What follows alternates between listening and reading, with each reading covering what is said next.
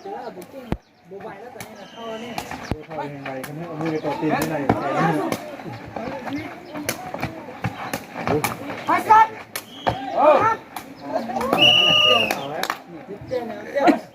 สามหกนำไปเลยนะ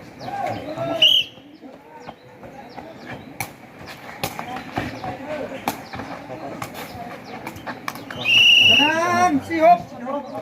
เบาครับเบา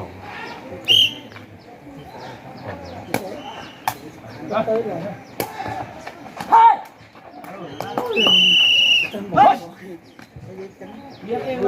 บุกตัวยังขึ้นดอกกูมาเด้เอ้ยไปตายอ่อนเนาะโอ้ยเนี่ย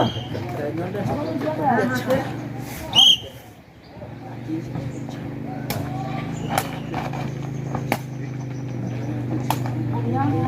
เก่งปากว่ะงานไอ้คือเอาไปยังโอ้ยเป็นส่งขนาดนี้เลยมายี่ดีกันเพื่อนเราข่าวแล้วโอ้แรกก็รู้สู้ตอนอายุลอยมาข้ามเพื่อน10 ปีมาเท่มาเสื้อน้ำบอกเป็นจังพ่อเราโกหกนะป้าบนหุ่งแม่ป้าบนเด็กมันหุ่งแม่พ่อเลยป้าบนหุ่งจะเกิดนี่นี่เห็นไหมแถวเราป้าที่กับประกันสิกินนอนพ่อใครยืนจนเราได้ต้องเป็นหลำต้องตาเราไปหาโดนนะทีหาประกันมาสิแล้วเนาะแต่กระบามันคืนนี่เอาเงินไปคือผู้ป่วยลงศูนย์เขาเพิ่งตีบนะไปซื้อเขาแต่ไปเทตีบบอกเงินไปลงเงินเป็นแสนให้ลงโอ้เอาเงินแม่เอานั่นกูเป็นเงินแล้วบ่ไม่ได้เอาเงินกระดุกนะเอาใส่เอาต่อเลยจุกไหนบ่บอกวันนั้นจอฮะ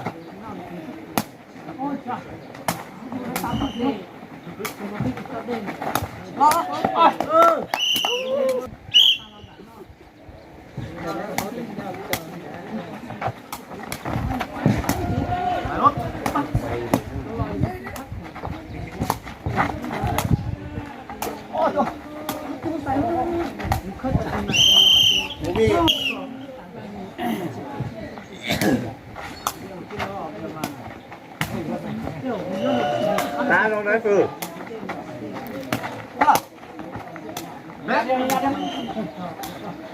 ตะแก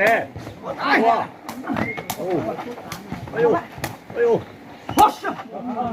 น้าลงไหนคือมาโอ้ยปากเลยยังมาย่อเฮ้ยตัวตีเลย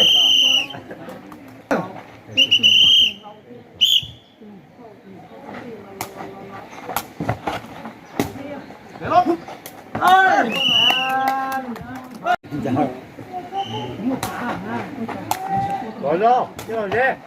chói phừ biết tuổi bắt tao xé hỏi phừ cho chị lái họ đúng chứ xé ra lọ wow mà nó đá mà ngam lắm đấy thì lúc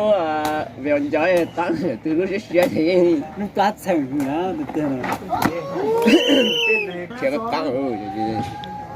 nhà lúc lao tá rồi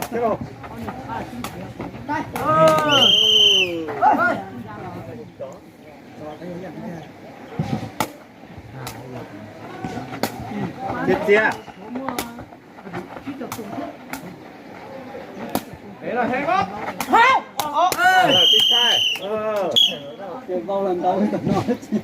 rồi con bắt chọc thấy ngamแล้ว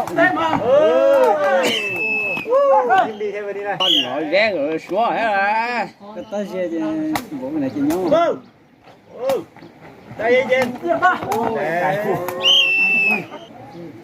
nhiều theo anh tệ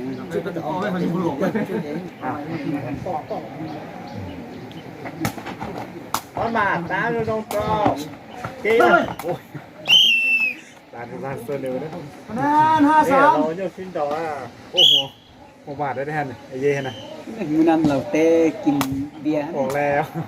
กินเบียร์เสียเตะเอาเงินนั้นจัง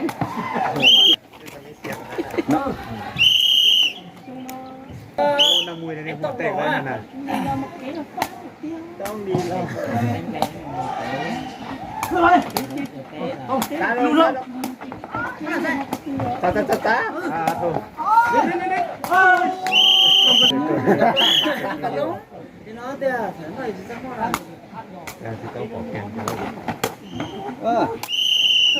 จุดนี้เต้นเดียวตลอดละ3 คนนี่น่ะ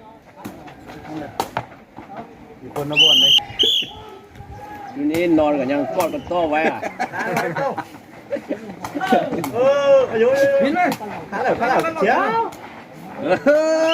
นั่นเนาะ ผู้อื่นก็ไปนำ มันมีมันมาบ่จับ งัดโอ้ บินล่องไปล่องมา จิตเสียเดียวเช่ตัวเองลูกชอบนั่นแหละบอกแล้ว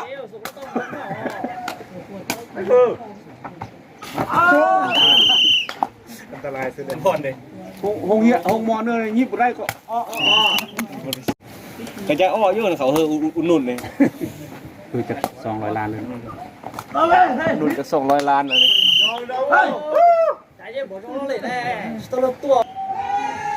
นี่ก็เป๊ะเสีย ยูปเต้กับเซียวนะตาลงมาผู้เดียวกันห้องไม่เขาเชียร์เดินบุญกันจนพิษเดียวเอาเป็นยั่วเขาพิษเดียวเลยโอ้ยนี่เขายั่วเขาพิษเดียวเลยน้ำไปได้คะแนนเสียป้าจับเพิ่มไปเบียร์อย่างนั้นก็มาตัวทุกเข้าไปเลยจ้ะทุกดอกสองว่าไม่ได้ชิมยุกเกี่ยวซะมั้งให้ชิมยุกเกี่ยวเชื่อตาลึงเหรอน้ำลายด้านก็เป็นดอกเสียกระมอนนี่ดอกเสียคุณเที่ยวเดี๋ยวแก้ว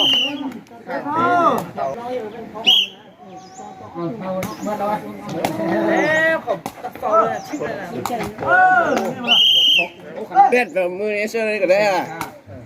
ผมจะรู้เห็นล้างโดนเต้า